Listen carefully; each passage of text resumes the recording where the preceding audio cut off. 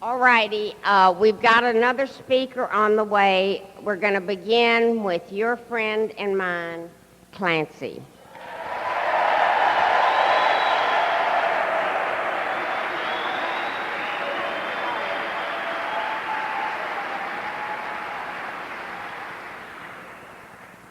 My name is Clancy Immisland, and I'm an alcoholic. And I'm very glad to be here this morning, glad to be attending this convention. Certainly pleased and feel privileged to be asked to participate. It's an interesting concept. Usually I get a little further into my talk before they... Yeah. But it's an interesting concept that I've been coming to these conventions a long time, and I have a tendency, as I mentioned the other night, to get a little jaded the week before and think I've been there, done that, what's the big deal?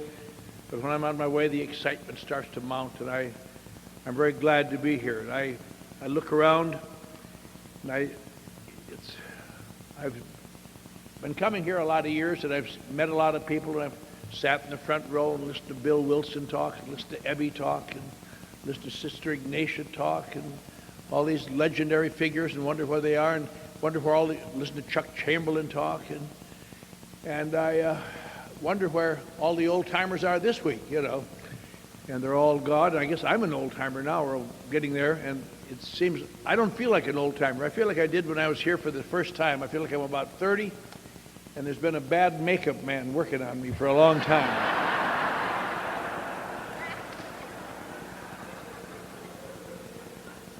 But it's a great experience. And I thought there's supposed to be 3 speakers this morning. One, don't know where she is, and the other's on his way somehow. And I'd hoped to have them go first so I could evaluate their talks and criticize them. But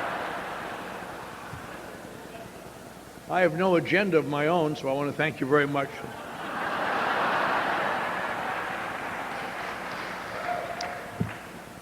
But I feel very good. I felt very good last night. I'll tell you, I got a little excited when I discovered they were translating the big book into Slovakian. But, I mean, I put some cold compresses on my wrists, and but I'll tell you, when I left there with Mildred's words ringing in my ears, and that's what I call a crackerjack AA talk, and it sets us off on the right path.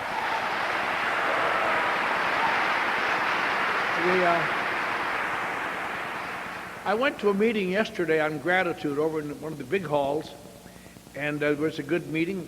Hal M. from Washington and Bob P. May I suggest something? Don't take any pictures. Don't take any pictures. There should be no pictures, in my opinion, taken in an AA meeting without the permission of everybody.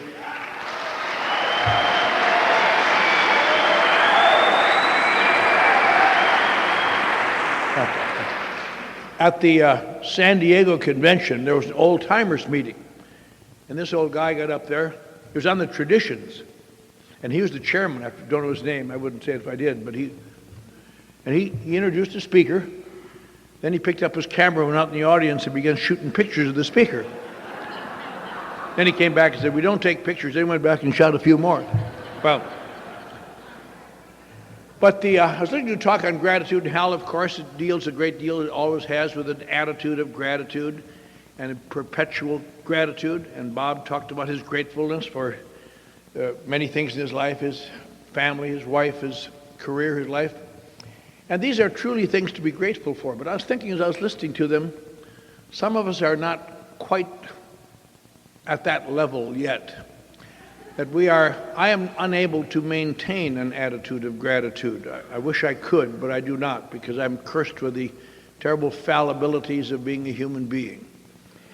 And may I, don't applaud that.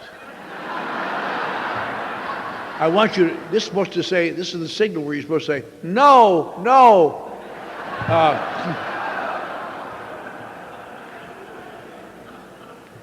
In the May, the best way I know to describe it, in the May Grapevine had a little piece in there. I'm sure all of you read it, so it's nothing new, but I talked about it for the last couple of years. I've been having growing pains in my leg, and I couldn't walk.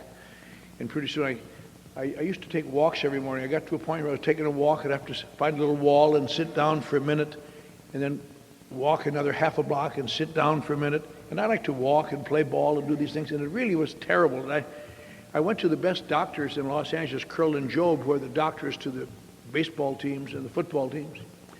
And they gave me a long examination and said I had something called stenosis, which is a gradual shortening of the space in your lower spine where the nerves come through. And it rubs the spine, rubs the nerves. And he said, you just have to get used to it, young man. I guess he didn't say young man, but I guess he thought I was because I was crying. But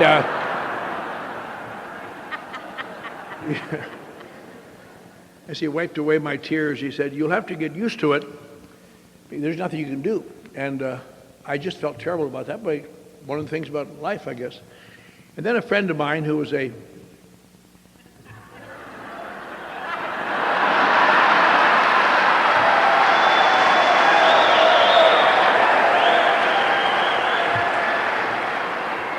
Sorry, we're out of time. A friend of mine got me to go to a UCLA to some doctor that he thought might be able to help me. And I went to this doctor, and he examined me. He says, we might be able to help you a little bit. It may be a circulatory problem. So they put me in an operation, put 2 stents in my femoral arteries, my lower abdomen, and I came out, and in some strange way, I haven't had any pain since. It's remarkable. It should never happen that way. The doctor said, you're a poster boy for this operation. In fact, when they did the operation, they took a movie of it for a French medical school. And the worst part about it is, they ask, during this operation, you have to hold your breath every so often. And so they don't put you out. They just give you local. So I'm awake, watching them take a picture of me, movie of me. And I really, as usual, I had a terrible temptation to just go.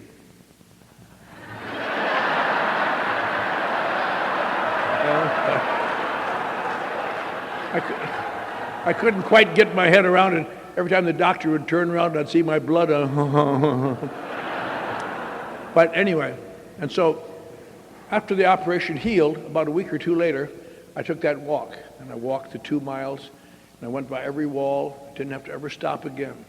And I just had a surge of gratitude. I don't have to stop. I'm walking. And I did this day after day, morning after morning, get up at 6:30, take that walk, go by those walls, just feel wonderful. And one morning after about a month, I got back in the house and I was taking a shower. And I was thinking about something I had to do at work, and I'd been thinking about it all morning. And suddenly realized I hadn't even noticed the walls that morning. I was just thinking about my job. And it suddenly struck me, my God, isn't that something? I had tears in my eyes of gratitude that I was able to walk 30 days ago, and today I've forgotten it.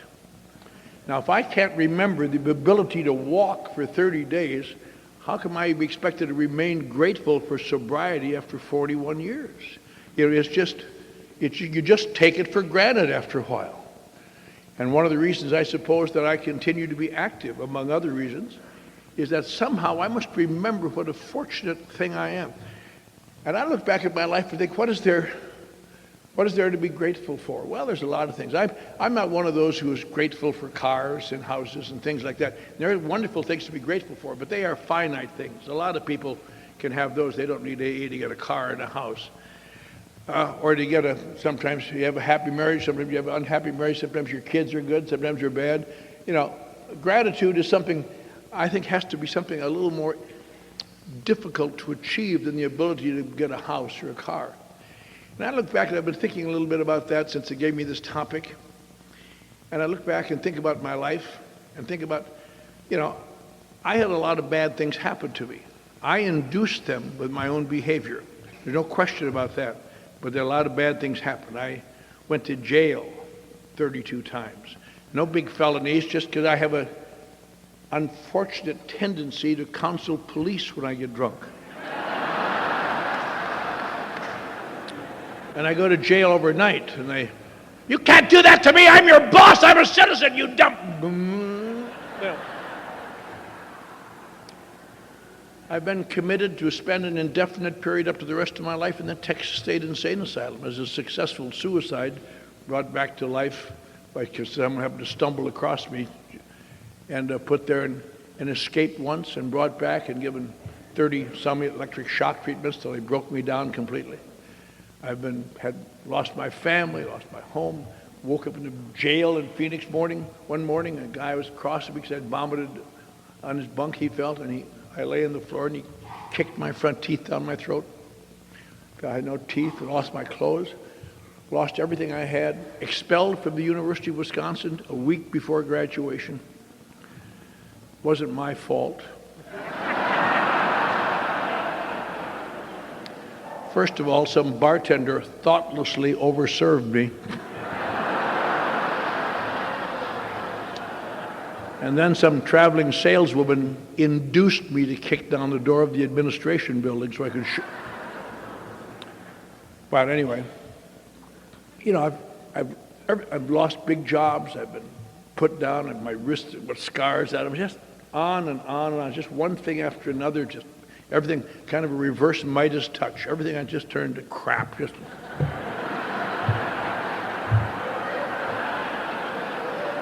Yeah.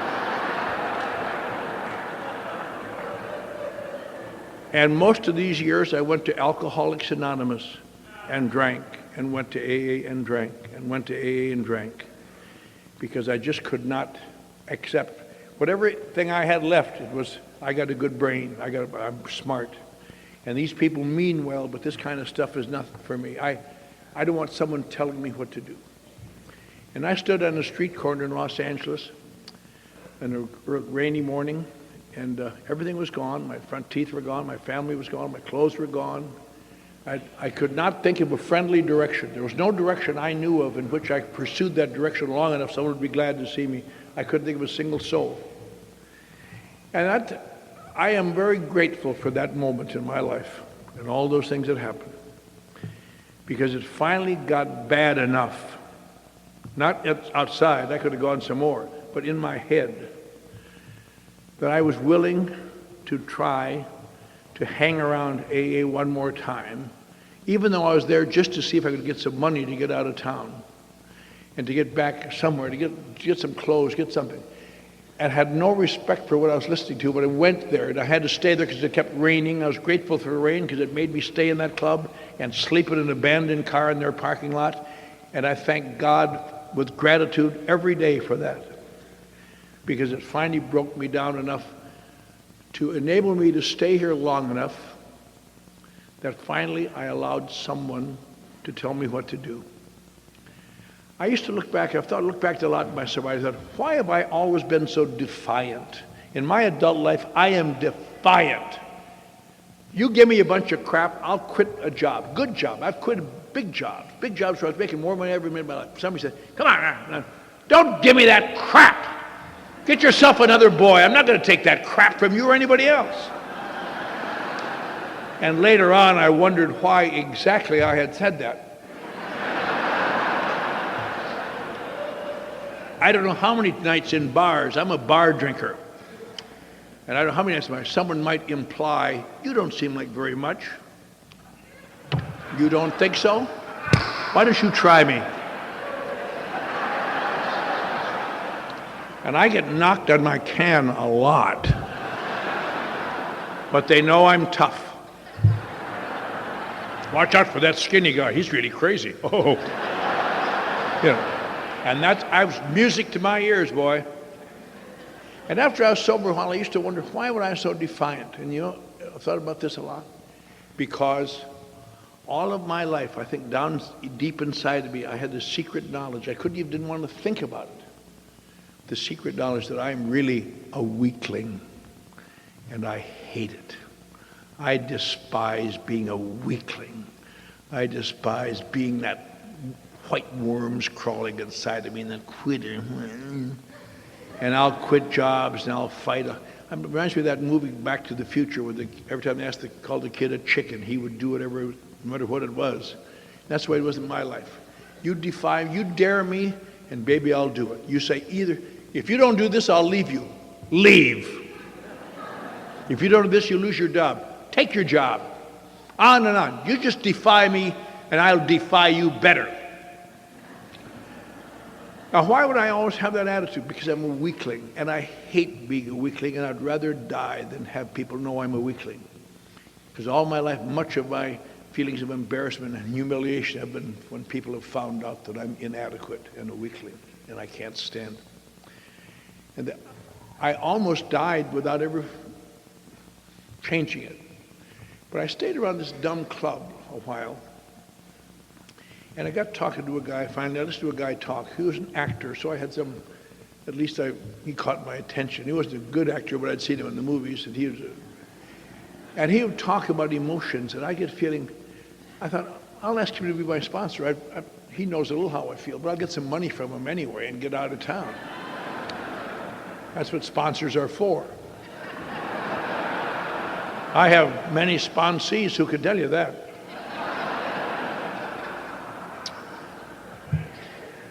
But somehow, in listening to this guy, I got the first feeling he knows how I feel. And little by little, I began to understand this guy knew how I felt, at least to a point. And that was the first time I ever had that feeling, because all my life, and your life too, people have been saying to me, we know how you feel.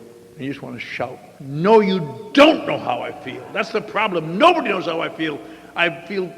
Sometimes I feel superior, sometimes I feel inadequate, sometimes I feel weak, and I just can't. I feel lonely, I want to cry, and I have to be tough, and on and on. And little by little, I began to listen to him. And I am so grateful, because in listening to him, as I've said before, when I began to listen to him, that was the conception of sobriety.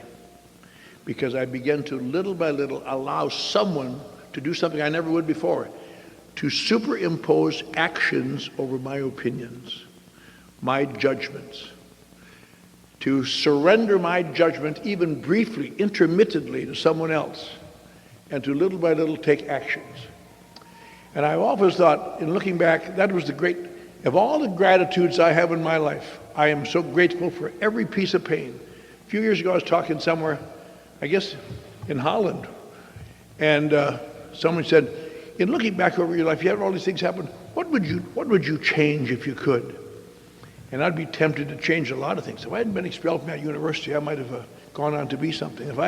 If I'd kept that job in Dallas, where I was winning awards for my writing, I could have been in New York, and I'd have been on top drawer. A lot of things could have happened. If I hadn't been in jail that night when my son died, I wouldn't have tried to commit suicide, and on and on and on. But in looking back as coldly, as calculated as I could, I had to tell the person, I wouldn't dare change a single thing in my life, because apparently every one of them were necessary for me to be standing here safe and sane and sober.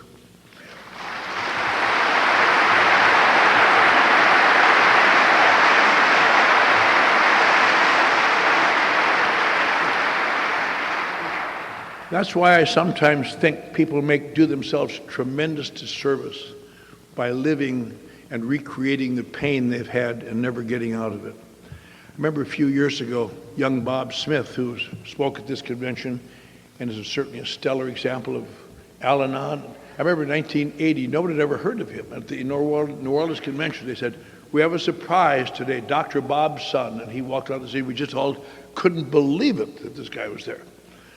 But anyway, I have become rather friendly with him. In mid-1980 somewhere, we were talking in Canada or someplace, and they just started the commercial version of ACA. And I said, well, Bob, I guess you're going to be the president of that one, huh? You're the number one boy. Yeah. And he actually got a little testy with me. I had never had that happen before.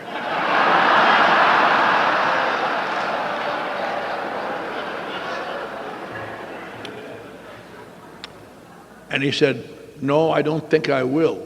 He said, I do not choose to spend the rest of my life playing out the role of a wounded 16-year-old neurotic.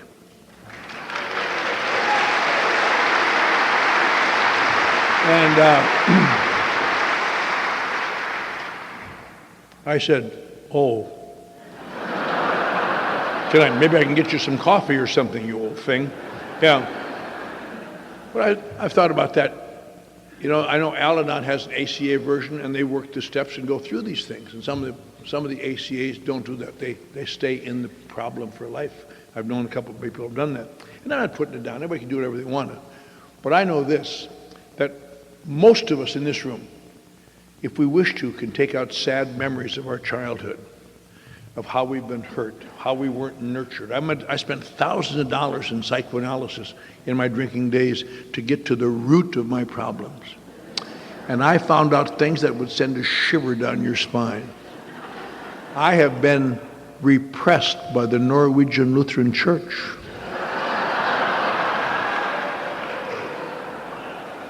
If I knew then what I know now, I would have formed adult children of Norwegian Lutherans. We could have hired a couple codependents and sat around and been pissed off every week.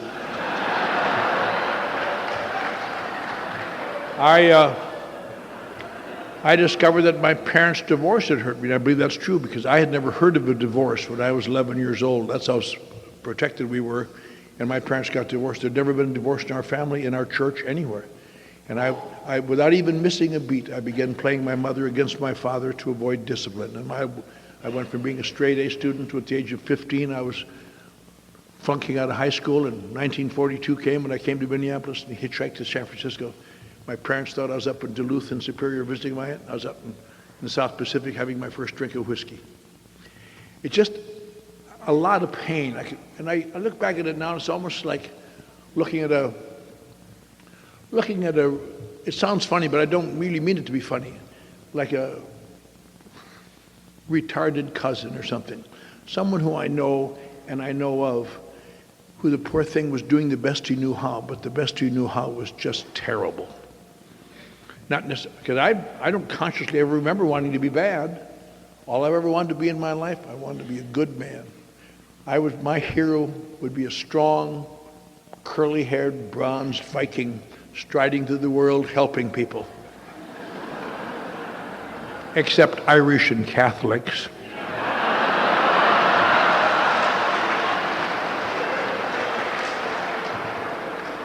And we only ravage them for their own good. We secretly thought they wanted it. And I wound up to be a weak, fragile, inadequate person who discovered on a ship when he was 15 years old that a few drinks of alcohol is the only thing that ever made me feel the way men look. And that's why I drink. I don't drink because I'm a drinker. I could never explain that in these AA meetings. I'm not a drinker. I'm a guy who's too sensitive, but I would never say that.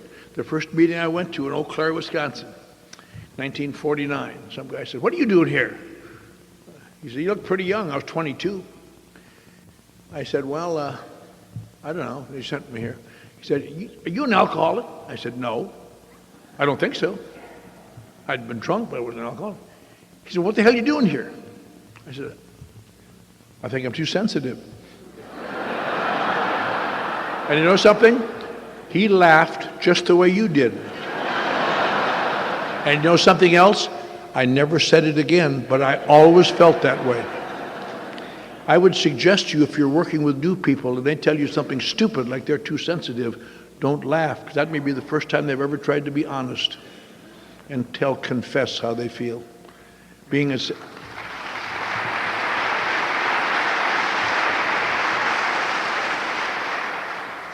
But there's a lot of, I look at those days and I think all those pains that I could wallow in and all the going away to sea and being 15 years old out on the ocean somewhere. And, I think about that sometimes. I don't mean to offend anyone, but I just have to think about it.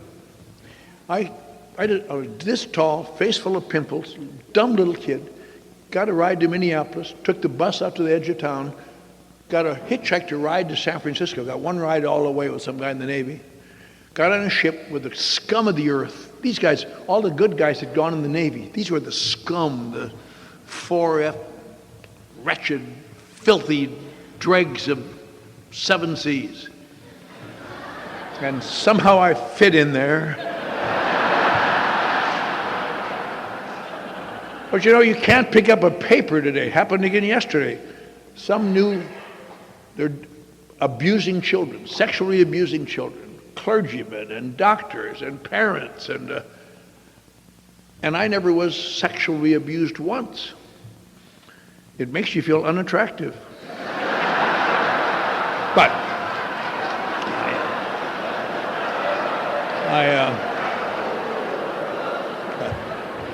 what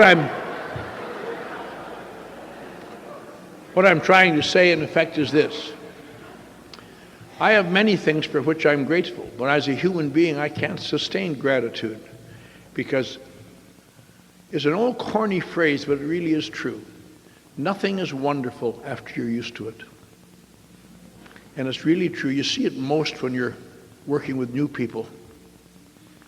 And they say the magic R word that sends a shiver down your spine. Hello? I want to talk to you about my new relationship.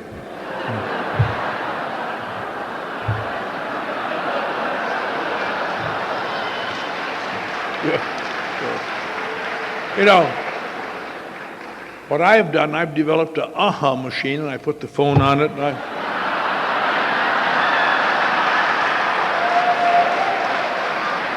I really haven't, but I'm going to. But they tell you such heartwarming things as, I know I thought the last one was it, but this one, oh my God. When I saw her walking out of detox, I knew.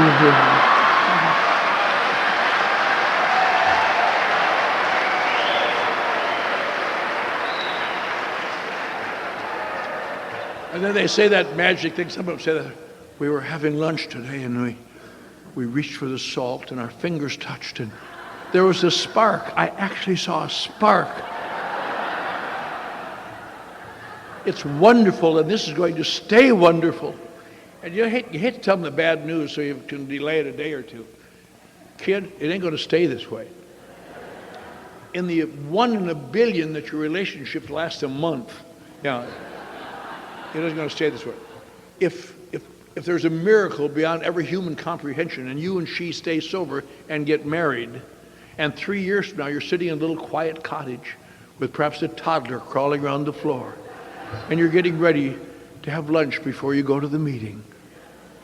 You're going to be sitting there having lunch, and you're going to reach for the salt, and your hands are going to touch. You're going to say, "Give me the goddamn salt." That's right.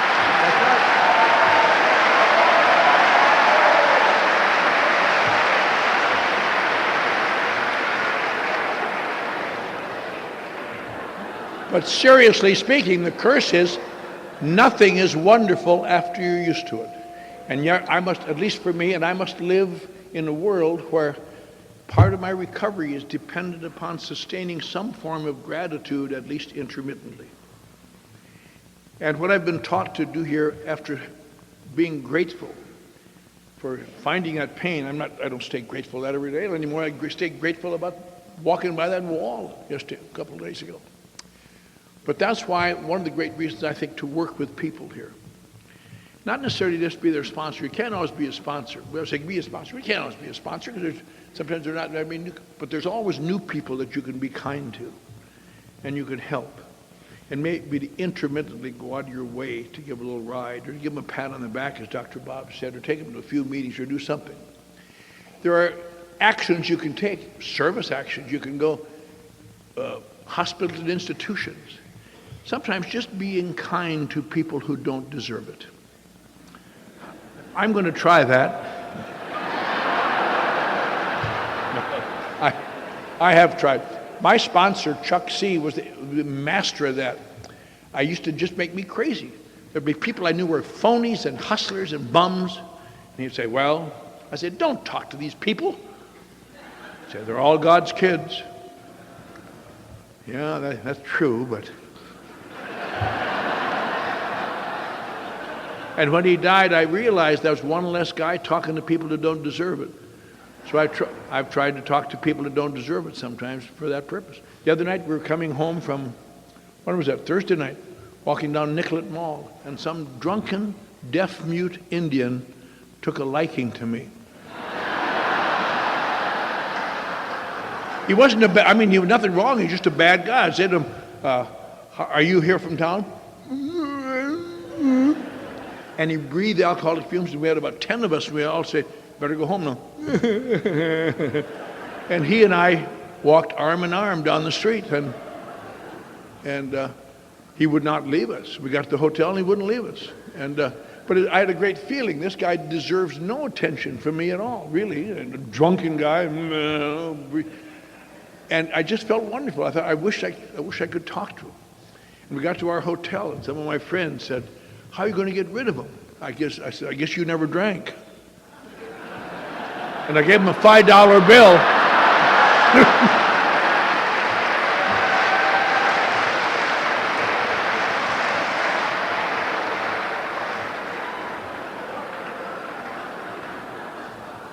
Those are some of the ways you can compare how you're living.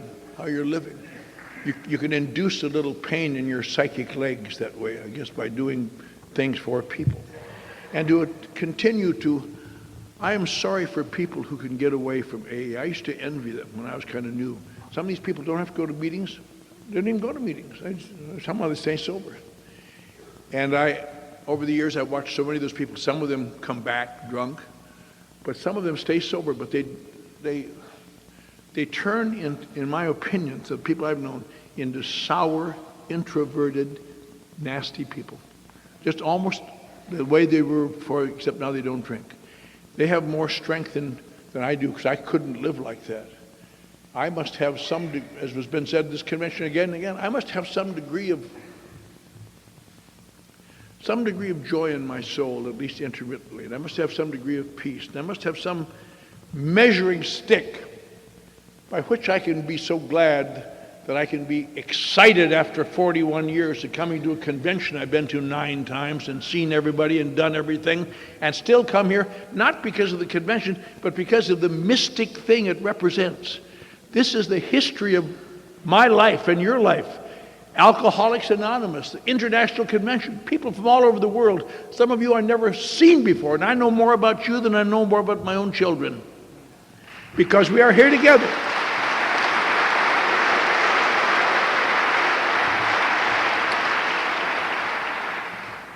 And AA helped me do some things. I eventually, some of you, reading the book, it says, we are like men who have lost their front teeth. We never grow new ones.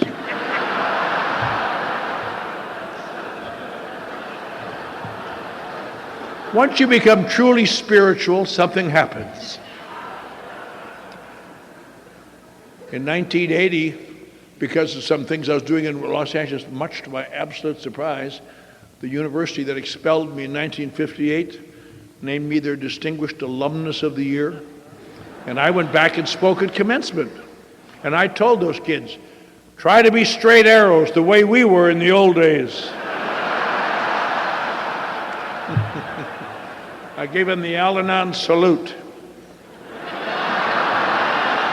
Yeah. And then I had all my children with me, and that was great. We had a wonderful trip. My parents were still alive, and they wept with happiness. And then I realized I must be the only distinguished alumnus in history who have never graduated from the school. So I kept sending them little letters every year. Aren't you sorry to be run such a chicken operation that you have a distinguished alumnus who is not a graduate? I mean, I said it nicely, but I didn't want to offend them. And so 1987, 7 years later, they finally sent me my degree. And now I have a college education. And that's all very nice, but that's just podium, that's just fun. And I had a lot of things happen. I've got good jobs, and I've had some good jobs. I've worked in radio and television in Hollywood. I say I'm grateful. I'm not grateful for that. That's what I do for a living. After some years, I went to work, and I run a mission on Skid Row, not a treatment center. I'm not qualified to do that, but it's considerably below that. This is where we're trying to keep men and women, children alive another day. So hopefully some spark can happen. And I've done that for 26 years now. And all these things I'm grateful for. And my family came back, and we had another child who is now 35 this year. They're all grown up, 3 of them. My daughters are at this convention, all turning 11 this year in Alcoholics Anonymous.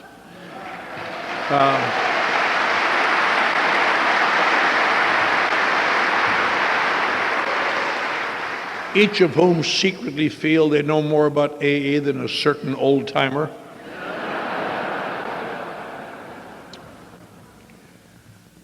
But you know what I'm grateful for?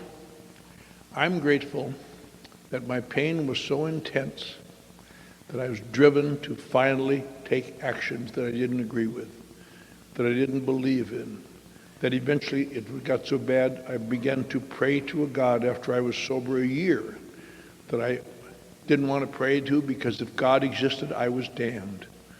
And he convinced me to try it. And I tried it. And I've been praying earnestly to that God. I've come to believe in a God that loves me, much to my surprise. I made amends to a lot of areas in my life. And all of these are responsible primarily to the fact that I was in great pain. And then the second end of this equation, and I want to say this, then sit down. I know some of the latecomers probably want to contribute.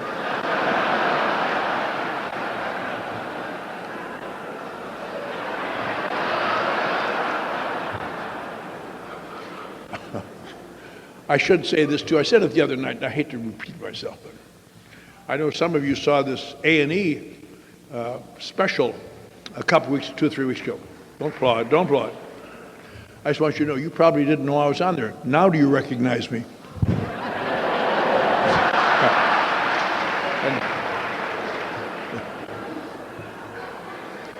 But the other thing I'm grateful for, and I'm speaking on gratitude, so I want to say this.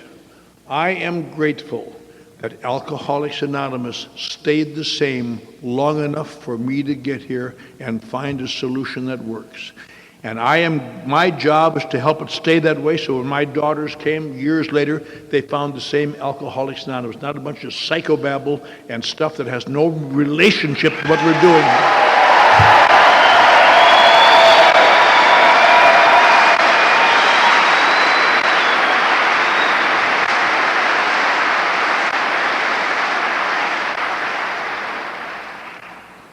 And I can't tell you how grateful I am this morning to be safe and sane and sober, to look around this room, see many people I know well, some I don't know at all, see my dear friend leading this meeting, and to tell you, if you have nothing else to be grateful for, be grateful you were driven here. There's a place here that'll help you, and let's continue to do it. Thank you.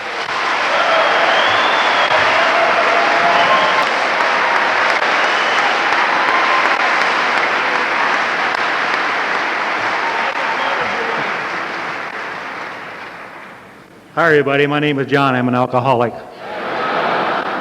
Boy, a lot of people here. I've never spoke before this many people. Anybody want to take my place? I couldn't help but think about extremes.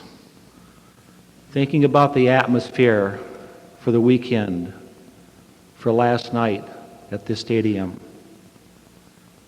And thinking about how I felt before I walked through the doors of AA. The turmoil, I grew up in a little town in California. And my father was an alcoholic. So I waited many years to be a drunk because I didn't want to be like him. And then a lot of turmoil in the home. And went through a lot of different jobs, moved around the country, moved to Michigan, followed a girl here, ended up being my first ex-wife. Now I got 3. I was always looking for something to make me better. Different spouse, different job, a different location. I've moved from California to Michigan to Kentucky, back to California, back to Kentucky, back to Michigan. Just, my problem was I was always taking me.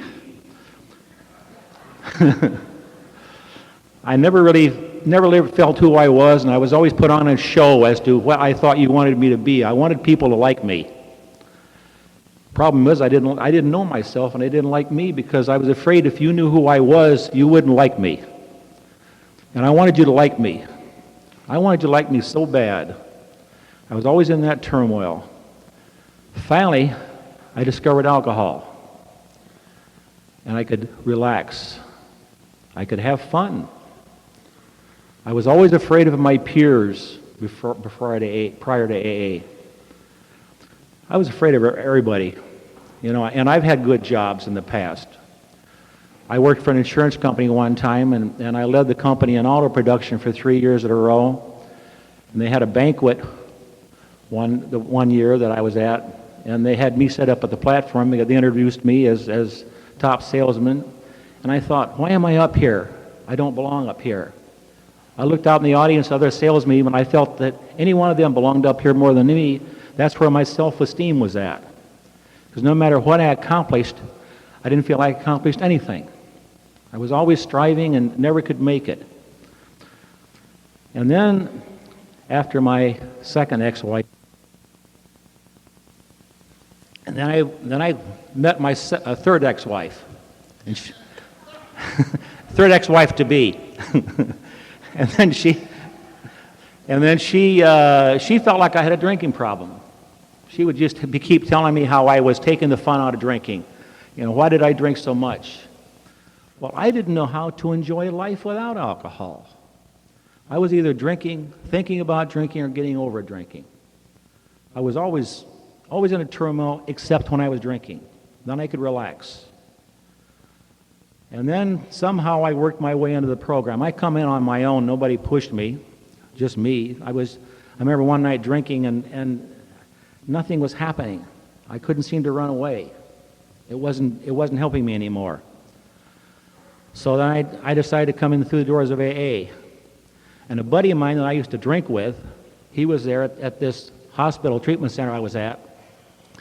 And he sat down with me and read me how it works. And while he read that to me, I thought, because they mentioned honesty 3 different times. And I thought, well, that's easy. I always thought I was an honest person. Of course, the longer I've been in the program, the more dishonest I realize I have been and still are today to some degree. But to me, that's the essence of the beginning, trying to be as honest as possible. And, I've had various crises in my career. Of course, I somehow was able to get the basic fundamental of AA. Having sobriety is the most important thing in my life. Because just prior to AA, I was mentally on skid row. I'd lost everything. Lost family, lost jobs. I was currently on unemployment and just drinking, just doing nothing but drinking. So then I come in through AA, and I was trying to make ends meet, and so I found out that sobriety had to be the most important thing in my life above everything else. Nothing had to be any more important than sobriety. I had to have that. And then I had to take the steps to make it. I began to realize there were some happy people around these tables. And then I began to realize there was 2 groups of people in AA. People that were consistently happy, people that were consistently unhappy. After a while, I began to realize the ones that were consistently happy were working the program as suggested. The ones that were consistently unhappy were doing it their way. So everybody teaches me how to or how not to work the program. And that was basically my program in the beginning. And then worked my way into the steps. So I really tried to focus on sobriety as the most important thing. It wasn't working. I was having a hard time financially. Sometimes I'd go 2 or 3 days without eating so I could go to this buffet restaurant and have a good meal. I was really struggling financially. And then things started picking up for me. I started getting a job finally. I was having a hard time even finding a job because they didn't want me at my age. Because when I walked through the doors of AA when I was 46, which was 1976. And it was a struggle trying to make ends meet financially. So I did get a job, started getting a little momentum, and the gal I was dating that got me into somewhat AA, my third ex-wife to be, we eventually got married. We went together 2 years before AA. We got married 2 years after I come into AA. We had a great wedding. Boy, there were just so many people from AA there. It was just, I don't know, I got I kind of got on a high right off the bat because I was sticking to my basics. You know, having sobriety is the most important thing. Getting up when I'd get up, I'd say, help me stay sober today. And then when I went to bed, I'd say thanks. And I began to realize, you've heard the phrase, the straw that broke the camel's back. Those straws got me into AA. But having sobriety is the most important thing in my life, and achieving that on an evening when I went to bed, I gained a little notch of self-esteem. And I began to realize this was kind of what the program was basically all about. It wasn't about drinking or drugs. We had to get rid of that first. But what it was really about was self-esteem, self-respect, and self-worth. That's, to me, what it was really all about. I've developed a little hobby on the study of self-esteem, and I've done a lot of work on it. And I've tried to build myself up on the right way and try to help other people. I think that's one of our basic requirements, too, reaching out to other people whenever we have the opportunity. No matter who they are, what they look like, what they've done. Just reach out and say, hey, can I help you? You know, I did that a lot. And sometimes I'd get rejected when I reach out to people. I don't want to hear that. But I still would, because what bothered me was seeing people go back out and drink and dying. But then if I would reach out and maybe they stayed, I figured, thanks, God, for helping me to say something to somebody. Because I've got to be careful not to take credit for it, because I do have an ego problem. I need to accept the fact that God helped me in that direction. I'll never forget one night, I got a call from a guy I sponsored. He wanted me to go on a 12-step call with him. And I was physically and mentally exhausted that day, that night. I went to bed at 11. This particular night, I was going to bed at 9. Crawling into the bed, this guy called me, wanted to know if I'd go on a 12-step call with him. And I thought to myself, not tonight, God. And I heard this little phrase, you're not supposed to turn down a call for help. So I went on that 12-step call. The amazing part of the whole thing was there I was at 11:30 that night talking to this fella that we came to see, and the information was just flowing through me. And I thought, where did that energy come from? I didn't have it. I immediately thought about the first and the 11th step. First step says we're powerless. The last part of the 11th step says the power to carry it out. When I'm doing what God wants me to do, He gives me the power to do what He wants me to do. It's just there, the energy, the power. When I'm fighting what God doesn't want me to do, I've got all kinds of turmoil. So I got to relax and let things happen the way God wants them to happen. You know, I'm sitting here tonight listening to Clancy, thinking that's a hard act to follow. And I'm thinking how many times he's made people laugh. And I remember sitting in meetings and thinking about, gee, I wish I could make somebody laugh. And I'd say something I thought was funny, nobody would laugh. Then I would say something was serious and they'd laugh. I thought, what's going on here? That's the way it goes, you know. That was overwhelming, that 11-step thing, you know what I mean? You know, then I got another job, and I've had some ups and downs. We've had crises. We lost some income for a while. It was a financial crisis, lost a job. And somehow I stuck to the essence of staying sober every day. I also had a very, very terrible relationship with my children. Very terrible. It was bad. That changed very gradually, but it changed. Kind of the next sequence that happened was that about 3 years ago, on Father's Day, my now third ex-wife, I'd gone on a retreat. When I come home, she'd moved out to file for divorce. So after 20 years of marriage, it was down the tube. But she did me a favor. It was better for both of us, really. But you know what? You people really came through for me. I'm telling you, I got so much support from the people in the program. I remember my sponsor told me, he says, there's going to be something good come out of this. One of the things that came out of it was that my children became much closer to me. And this was absolutely overwhelming. It was wow. Then I got prior to her leaving me, I got a great job. Now, because of my job transfer changes all through the years and running from here and there, I have no pension. And I have a hard time sometimes getting a job at my age. So, you know what I got now? I'm an office manager of a central office in Lansing, Michigan. So I'm doing service work all the time, and I'm getting paid for it. You know what I mean? So I've got an income, you know? I think, thanks God. And it was really weird because all my different qualifications came to focus on this job. Because I've been in sales, this is dealing with people. My accounting experience came with working with the books. And inventory because of a job I had working selling maps one time.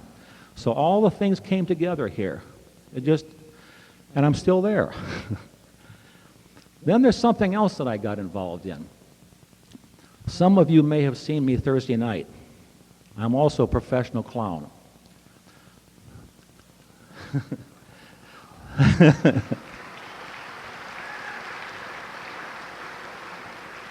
You know, I was riding around that little scooter showing these little things I had, these little boxes of stuff, you know what I mean?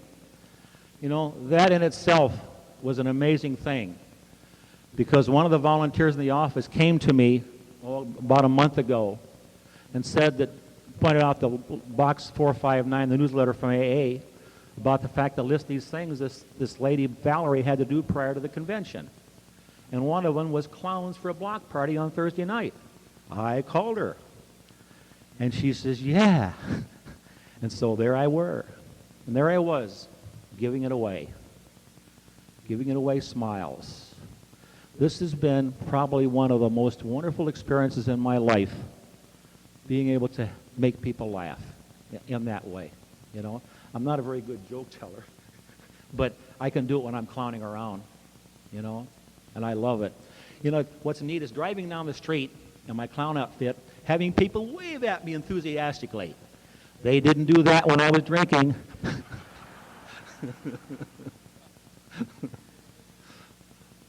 And you know, I go see my grandchildren today, and I specialize in magic. They say, Grandpa, did you bring some magic? Well, sometimes I do. Sometimes I bring magic. Sometimes I make balloon animals. Sometimes I do face painting, you know, these various things. I've been on the lawn of the White House in Washington, D.C. as a clown. Of course, when my friends found out that, they says, yeah, just one more clown on the lawn of the White House.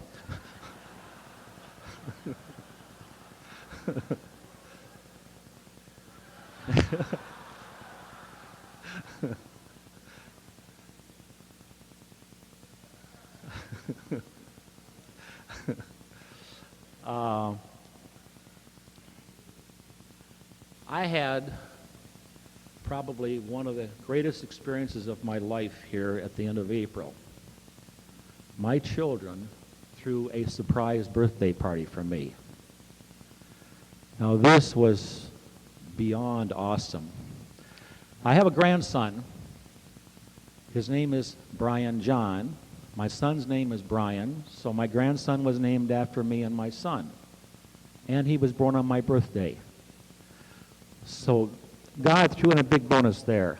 I get choked up again just talking about that. Well, because his birthday was the same as mine, I was given a snow job where I was to go over to this restaurant. My son and my grandson took me over there. And I was going to be doing a magic show for Brian John and his friends for his surprise birthday party. Well, it wasn't a surprise birthday party for him. It was a surprise birthday party for me. I walked in that room, and everybody yelled surprise, and everybody was pointing towards me, including my grandson. And I go like this, me, you know, and everybody says, yes, you. And I walked in that room. I couldn't believe the number of people were there. About 70 people were there. People from AA were there. People from the Clown Club, who I'm actually past president of. People from the Magician Club were there. People from the Singers Club I go to. I love to dance, and the single dance I go to, they were there. My therapist was there. My, my 3 children and 8 grandchildren were there. Now, just about a half hour after I got there, I got a phone call from a buddy of mine that lives in California wishing me a happy birthday, right while I was there at the restaurant. Then my daughter took me over to this big flat cake that had my clown picture on it, and it had their happy birthday, Dad, Grandpa, Cubby, which is my clown name. I mean, the thing, too, was I got more onto that, too. My son-in-law plays in this band that plays big band sounds called the Aristocrats. They were there, a 14-piece band. And it was amazing how my kids got in contact with all these different people who were there. I'm still in awe of it. My daughter was asking me a week later, you know, are you feet on the ground yet? I says, no. And tonight, they're still not on the ground yet. The rewards of this program are beyond anybody's imagination, expectations, or anything that you can possibly imagine. If a person can just focus on sobriety as the most important thing, not have expectations and outcomes. And that's rough for me, because I was trying to stay away from expectations, outcomes, just coming here and speaking. You know, because I wasn't sure what I was going to say. But I'll sit, when I come to I'm always willing to give a talk. But then when it comes down to the wire, I get extremely nervous. So I'll sit there in my chair, and I'll say, God, please help me say what you want me to say. And I'll say that over and over and over again, just like I was over here. You know, if I can reach out and help somebody, that's what it's all about. That's what we're all about. We have to get out of ourselves and reach out and help another human being. You know, I love this program, and I love everybody in it.